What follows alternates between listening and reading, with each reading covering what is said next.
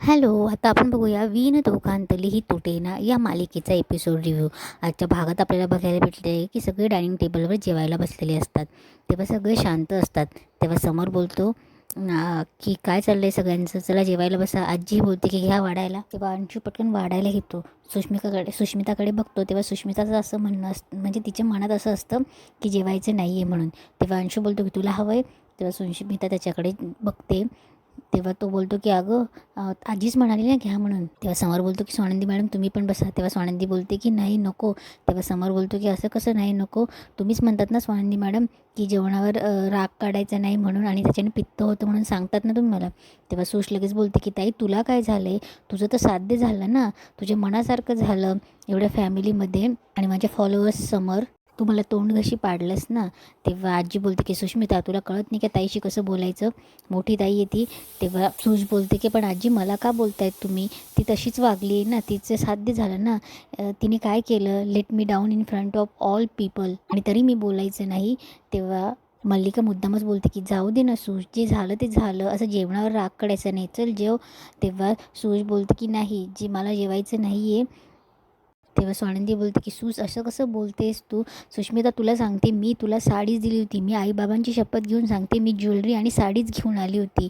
मला नाही माहिती हे कसं झालं ते." आजीही बोलते की "हो, मीही बघितलं होतं, साडीच होती ती, आणि माझ्याकडून ती सरळ तुझ्याकडे आली." तेव्हा सुशही बोलते की "मी पण आईबाबांची शपथ घेऊन सांगते की त्या पिशवीमध्ये तोच ड्रेस होता जो मी घातला होता तो."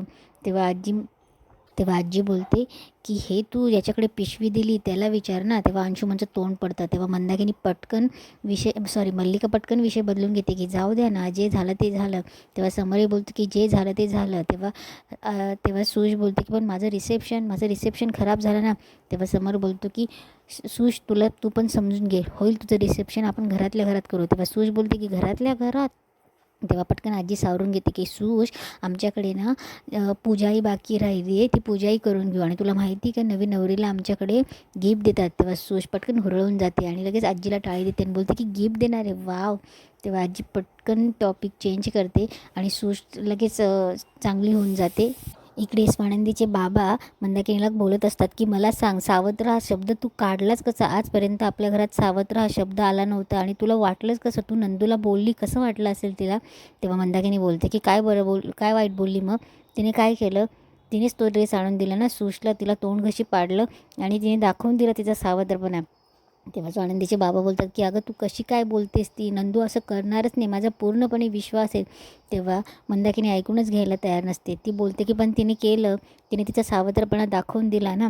तेव्हा तेव्हा स्वानंदीचे बाबा जेव्हा तिची बाजू घेत असतात, तेव्हा मंदाकिनी बोलते की "तुम्ही घ्या, तुम्ही तुमच्याच मुलीची बाजू घेणार. माझ्या मुलीचं तिला शेवटी सहनच नाही झालं ना, तर काय केलं? केली माझ्या मुलीने चूक. तिने प्रेम केलं, लग्न केलं, आणि काय केलं तुमच्या मुलीने? तिला तोंड घशी पाडलं, सगळ्यांसमोर तिचा अपमान केला." तेव्हा स्वानंदीचे बाबा बोलतात की "काय चाललं आहे तुझं मंदाकिनी? तुमची मुलगी, माझी मुलगी, काय चाललं आहे? नंदू ही आपली मुलगी आहे, आणि रोहन आणि सुशही आपली मुलं आहेत." तेव्हा तेव्हा मंदाकिनी बोलते की "हो, मलाही तेच वाटत होतं, पण तिने तसं दाखवलंच नाही ना." तेव्हा स्वानंदीचे बाबा बोलतात की "तुला बोलायची अक्कल तरी आहे का? अगं काय काय केलं आहे तिने आपल्यासाठी, या घरासाठी, रोहनसाठी, सगळ्यांसाठी काही ना काही केलं आहे." तेव्हा मंदाकिनी ऐकूनच घेत नसते. तेव्हा रोहनही बोलतो की "बस झालं आई, तू नंदूताईविषयी काहीही बोलू नकोस हं." तेव्हा मंदाकिनी बोलते की "राहू दे, तू गप्प बस." तेव्हा अधिराही बोलते की "आई तुम्ही काय बोलतायत? मला समजतं आहे की वी गेट इट, पण तुम्ही बोलताना जरा विचार तरी करा." तेव्हा अधिरा बोलते की "आई आपल्या घरात काय क्रिएट होत चाललं आहे? डिसिप्लिन नाही, काही नाही, काय चाललं आहे म्हणून." तेव्हा मंदाकिनी बोलते की "झालं तुझं, मग तू गप्प बैस." तेव्हा स्वानंदीचे बाबा बोलतात की "तू गप्प बैस, बरोबर बोलते ती." तेव्हा स्वानंदीचे बाबा बोलतात की "अगं तू त्या अंशुमनवर विश्वास ठेवला, स्वानंदी तुझ्या डोळ्यासमोर लहानाची मोठी झाली ना, तिच्यावर विश्वास ठेवा असं नाही वाटलं तुला?" तेव्हा मंदाकिनी बोलते की "अंशुमनने माझा विश्वास संपादन केला आहे, मला त्याचा पूर्णपणे विश्वास आहे. आता स्वानंदीने पण हे करावं, तिने आपल्या बहिणीला सांभाळून घ्यावं. किती दिवस हे नाटक चालणारे कुणास ठाऊक." असं म्हणून मंदाकिनी तिथून निघून जाते. इकडे आता दुसरा दिवस उजाडतो. पूजेची तयारी पूर्ण घरात चालू असते. अंशुमन आणि सुशच्या लग्नाची. स्वानंदी गुरुजींना बोलते की "गुरुजी फुलं आणून देऊ?" तेव्हा समरही तिथे येतो. तेव्हा एक स्टाफ मेंबर तिथून जात असते आणि स्वानंदी तिकडनं फुलं घेऊन येते. आजी येते. तेव्हा स्टाफ मेंबरचा धक्का स्वानंदीला लागतो आणि स्वानंदी गरकन गोल फिरते आणि तिची सगळी फुलं उधळली जातात आणि समर पटकन तिला पकडतो आणि ते सगळे फुलं त्यांच्या अंगावर पडतात. हे सगळं गोष्ट आजी बघतच असते. समर बराच वेळ तिच्याकडे बघत असतो आणि तिला धरून उभा असतो. तेव्हा आजी पटकन काहीतरी आवाज करते. तेव्हा ते पटकन सावध होतात. दोघंजणं पटकन लाजून फुलं उचलायला लागतात. फुलं उचलता उचलता आजी बघतच असते. दोघं फुलं उचलता उचलता पुन्हा त्यांची डोक्याला टक्कर होते. दोघंही डोक्याला हात लावतात आपल्या आपल्या आणि एकमेकांकडे बघतात. तेव्हा आजी बोलते की अरे वा, शुभशकून झाला. तेव्हा ते पटकन फुलं उचलतात, वेचतात आणि उभं राहून समोर बोलतो की चांगला पेनफुलच शुभशकून झाला. तेव्हा आजी बोलते की बरं बरं, मी नारायणला सांगते दुसरं फुलं आणायला, नाही तर तुम्ही दिवसभर फुलंच वेचत राहणार. तेव्हा समर बोलतो की ह्या स्वानंदी मॅडम बघ ना आजी, सारख्या घाईतच असतात. आता घाईत जर पडल्या असत्या, लागलं असतं यांना तर. तेव्हा आजी बोलते की अरे काही नाही होणार, तुझ्यासारखा प्रेमळ आणि काळजी घेणारा नवरा असेल तर कोणाची बिशात दे का तिला काय होईल. बरोबर असेल नंदू, पूजेचा टाईम निघून जाईल, मुहूर्त निघून जाईल, चला पटकन आवरून घ्या. आजी गेल्यावर स्वानंदी समरला बोलते की काय हे. तेव्हा समर बोलते की अरे मग तुम्ही धडपडला असतात तर. तेव्हा स्वानंदी बोलते की झालं, बोलण्याचा चान्स सोडला नाही मला. तेव्हा समर बोलतो की अहो तुम्ही वागतातच तशा. तेव्हा स्वानंदी बोलते की ओके. तेव्हा समर बोलतो की हा कुठला ओके. तेव्हा स्वानंदी बोलते की फुल स्टॉपवाला. आणि तेव्हा स्वानंदी बोलते की आणि थँक्यू. तेव्हा स्वानंदी बोलते की मी नेहमी धडपडत असते, पण तुम्ही मला नेहमीप्रमाणे सावरतात. तेव्हा समरही बोलतो की वेलकम. तुम्हाला सावरणं हे आता नेहमीचंच आहे माझं. तेव्हा स्वानंदी पटकन बघते. तेव्हा समर बोलतो की काम.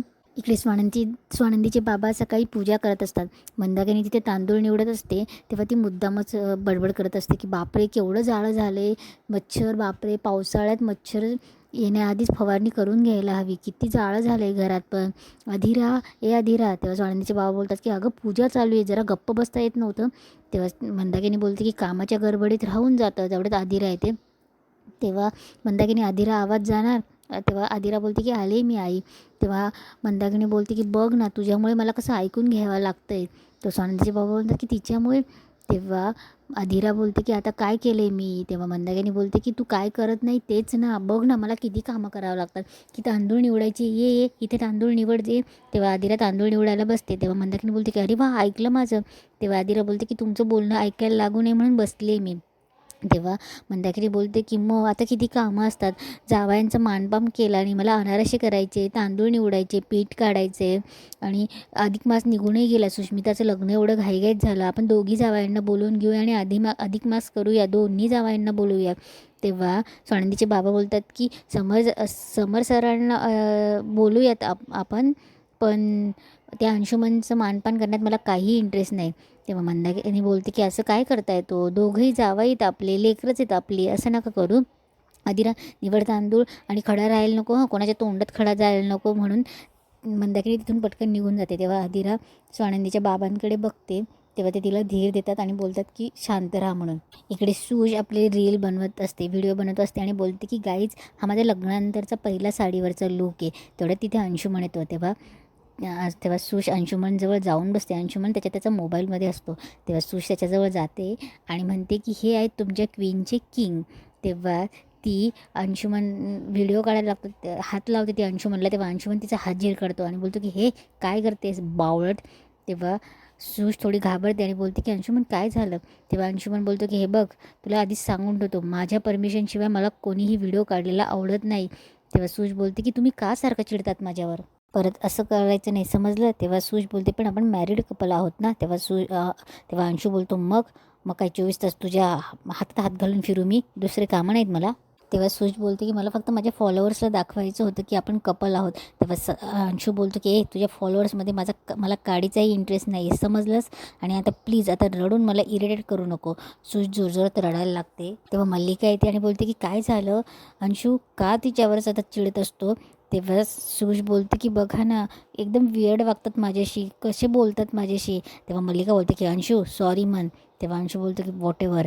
तेव्हा मल्लिका बोलते की तेव्हा अंशू रागत बोलतो की सॉरी. तेव्हा मल्लिका बोलते बघ म्हटलं ना सॉरी, आणि बघ तू किती सुंदर दिसते, यू आर लुकिंग प्रिटी, आज तुझा पूजेचा दिवस आहे, चल चल जा तयार हो. सूज गेल्यावर मल्लिका बोलते की काय रे कसा वागतोस तुझी अशी. तेव्हा अंशू बोलतो की मॉम किती इरिटेट करते यार ती. तेव्हा मल्लिका बोलते की बायको बनवून आणलीस ना, मग आता चांगलं वागायचंच आहे ना तिच्याशी. तेव्हा मल्लिका बोलते की तेव्हा अंशू बोलतो की का. तेव्हा मल्लिका बोलते की इडियटच राहणार आहेस का तू, तुला कळत नाही का ती आपल्या हातातली कठपुतली आहे. आपल्याला जर हे सगळं सामर्थ्य हवं असेल ना, तेव्हा मल्लिका बोलते की तिला हॅप्पी ठेवावंच लागेल. Is that clear. तेव्हा अंशू बोलतो येस मॉम. तेव्हा मल्लिका बोलते की आता रेडी हो आणि खाली ये. इकडे सुष्मिता बाहेर येऊन तिच्या आईला फोन करते. तेव्हा ती रडत बोलत असते. तेव्हा मंदाकिनी बोलते की काय गं काय झालं, अशी नाकात का बोलतेस. तेव्हा सुश बोलते की नाकात नाही बोलते मम्मा, मी रडते. तेव्हा मंदाकिनी बोलते की का रडतेस तू, काय झालं. तेव्हा सुश झालेला प्रकार सगळं सांगते की मी आल्यापासून ही अंशुमन माझ्यावर सारखं चिडचिड करतायत, इरिटेट होतात ते. लग्न आधी किती रोमॅन्टिक वागायचे. तेव्हा मंदाकिनी तिचं काही ऐकून घेत नसते आणि बोलते की अगं सुश असे प्रत्येक गोष्टीला फोन नाही करायचा बाळा आईला, चिडले असते पण तुला माहिती आहे ना ते तुझ्यावर किती प्रेम करतात. किती 2.5 नाही 3 लाखाची अंगठी दिली त्यांनी तुला. तेव्हा सुश पुन्हा पुन्हा सांगण्याचा प्रयत्न करते की पण ते माझ्यावर खूप चिडतात, मी आल्यापासून ते सारखं माझ्याशी भांडण करतात. तेव्हा मंदाकिनी बोलते की अगं मग मी तर मग 24 तास फोनवरच राहायला हवं होतं, घरात भांडणं होत नाही का नवरा बायकोंचे. तेव्हा सुश बोलते की तू डॅडावर जास्त चिडते, पण ते जाऊ दे मला वाईट वाटलं ना. तेव्हा मंदाकिनी बोलते की असं वाईट वाटून घ्यायचं नसतं आणि हे बघ बाळा असं आईला सारखं सारखं फोन करायचा नाही आणि ठेव फोन, आता मला कामं आहेत. म्हणून ती फोन ठेवून देते. सुश रडत असते. तेवढं स्वानंदी तिला रडताना बघते. तेव्हा स्वानंदी बोलते की सुश काय झालं बाळा, तू रडतेस का. तेव्हा सुश बोलते की काही नाही झालं. तेव्हा सुश स्वानंदीला काहीतरी सांगणार तेवढ्यात अंशुमन येतो आणि बोलतो की सुश काय करतेस तू, चल मला तुझ्याशी बोलायचं आहे. तेव्हा सुश बोलते की नाही यायचं आहे मला. तेव्हा अंशू बोलतो की असं काय करतेस, मला तुझ्याशी एकट्यात बोलायचं आहे, चल ना. तेव्हा सुश बोलते की नाही आपण नंतर बोलूया, मला आत्ता नाही यायचं आहे म्हणून. तेव्हा स्वानंदीला काहीतरी गोष्टी खटकत असतात. तेव्हा स्वानंदी बोलते की ती नाही म्हणते ना, मग कशाला तिला जबरदस्ती नेतो आहे. तेव्हा अंशू बोलतो की वहिनी बायको आहे माझी आणि मला तिच्याशी एकट्यात बोलायचं आहे. तेव्हा तो जबरदस्ती सुशला आतमध्ये घेऊन जातो, पण स्वानंदीला शंका येत असते. तेव्हा अंशू सुशला घेऊन येतो आणि मुद्दामच तिची राग काढत असतो. तेव्हा ती बोलते की मला नाही बोलायचं आहे. तेव्हा अंशू बोलतो की अशी का करतेस गं, मी हे बघ ना रडणं हॉबी आहे का तुझं, जरा काही बोललं की रडायला लागते. तेव्हा सुश बोलते की जरा काही बोललात का तुम्ही मला, तुम्ही बावळट म्हणालात मला. तेव्हा अंशू बोलतो की चुकलो सॉरी, आणि मी तुला बावळट म्हणालो की तू लगेच बावळट झालेस का. तेव्हा सुश बोलते की नाही पण तुम्ही अजून काहीतरी म्हणालात ना. तेव्हा अंशू बोलतो की काय म्हणालो. तेव्हा सुश बोलते की हेच की मला तुझ्या फॉलोवरशी काही घेणं देणं नाही म्हणून. तेव्हा अंशू बोलतो की सॉरी आता पुन्हा नाही चिडणार, आपण ना थोड्या वेळाने मस्त रील शूट करू दोघं मिळून. तेव्हा सुश बोलते की पण तुम्ही सारखं सारखं का चिडतात माझ्यावर. तेव्हा अंशू बोलतो की कारण ना तू माझी आहेस आणि मी तुझ्या बाबतीत खूप पॉझिटिव्ह आहे. तेव्हा अंशू बोलतो की तू तुझ्या ताईसमोर प्लीज रडत नको जाऊ ना, तू तिच्यासमोर रडली ना मग तिला अजून एक कारण मिळेल आपलं लग्न मोडायला, मला त्रास द्यायला. तेव्हा सुश बोलते हे बघा ना मला ताईचं काही नाही आहे, पण तुम्हाला काही सायकोलॉजिकल प्रॉब्लेम आहे का, तुम्ही असं भस्कन अंगावर जाता आणि चिडचिड करतात. असं असेल ना तर you should try meditation and yoga. तेव्हा अंशू बोलतो की ओके. तेव्हा अंशू मुद्दाम बोलतो की ओके करतो आणि मुद्दामच त्याची स्टोरी सांगायला लागतो की काय सांगू, माझ्या प्रॉब्लेमची लिस्ट खूप मोठी. तुला तर माहीतच आहे की समरदादा माझ्याशी कसा वागतो आजकाल. मी ऑफिसचं सगळं काम करत असतो तरी छोट्या छोट्या कारणावरून माझ्याशी भांडतो, रागवतो आणि तुझी ताई आगीत तेल ओतत असते. तेव्हा सुश बोलते की जीजू का राग करतात तुमचा. तेव्हा अंशू बोलतो की कारण त्याला पण माहिती की राजवाड्यांचा खरा वारसदार मी आहे. अंशू सुशच्या मनात अजून काही ना काही भरवण्याचा प्रयत्न करत असतो आणि इथेच आजचा एपिसोड संपतो.